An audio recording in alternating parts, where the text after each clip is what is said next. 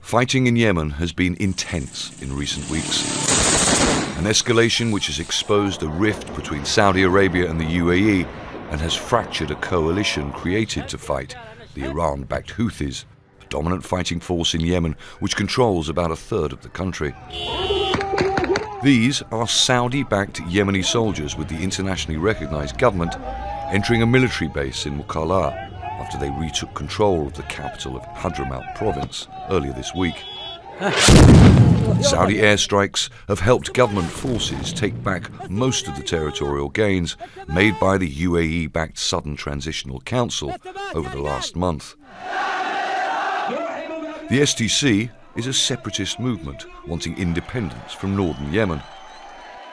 Yemen used to be two separate states, the United Arab Republic in the north and the People's Democratic Republic of Yemen in the south were unified in 1990, but that fell apart in 2014 when Houthi rebels seized the capital, Sana'a.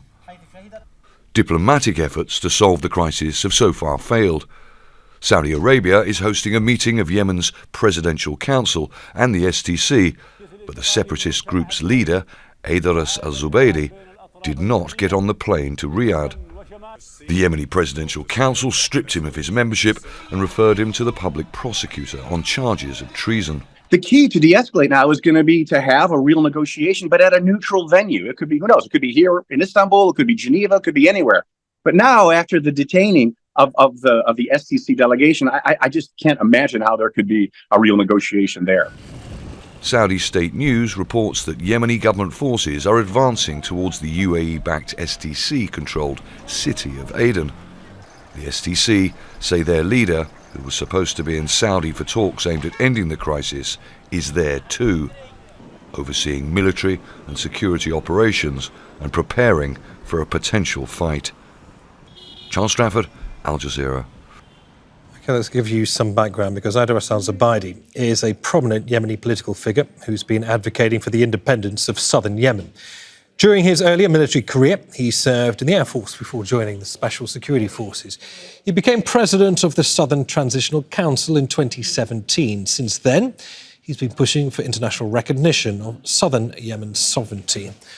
Mustafa Noman is the Vice Foreign Minister of Yemen's internationally recognized government. He says al-Zubaidi's whereabouts remain unknown. Unfortunately, General Aidarous al-Zubaidi has lost, I think, his last chance to rejoin the Yemen government and the Yemeni PLC. And instead of doing that, he just disappeared. We don't know where his abouts are. We don't know exactly what his plans would be in the future, but definitely he has lost all his political cards, and he's just now somebody that is looked after by the authorities. I mean, it is a sad end for his career, but he chose that.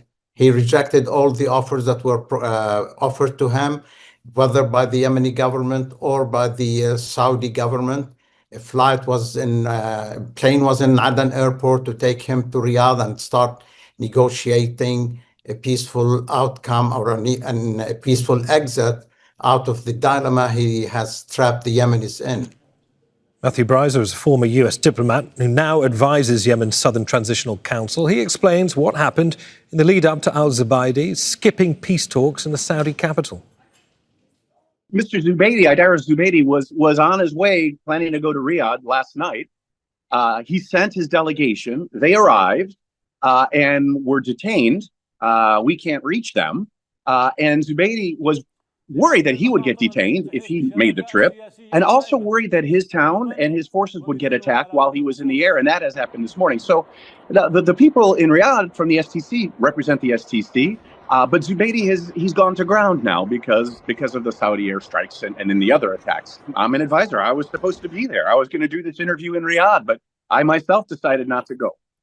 I didn't go because I didn't know if Zubaidi was going to go, and it seemed to me like the tension was really increasing, and the likelihood of there being an actual negotiation was decreasing. So I think the key to de-escalate, and by the way, I mean, I know the US government is trying to help de-escalate. I think the UK government as well. The key to de-escalate now is going to be to have a real negotiation, but at a neutral venue. It could be, who knows, it could be here in Istanbul, it could be Geneva, it could be anywhere. But now, after the detaining the STC delegation, I just can't imagine how there could be a real negotiation there, unfortunately, in Riyadh.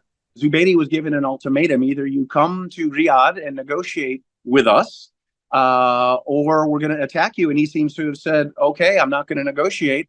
There's not trust. So, okay, we're going to have a fight, unfortunately. Don't miss out. Get the full picture. Subscribe to Al Jazeera for reliable news and expert insights. Like, share, stay ahead.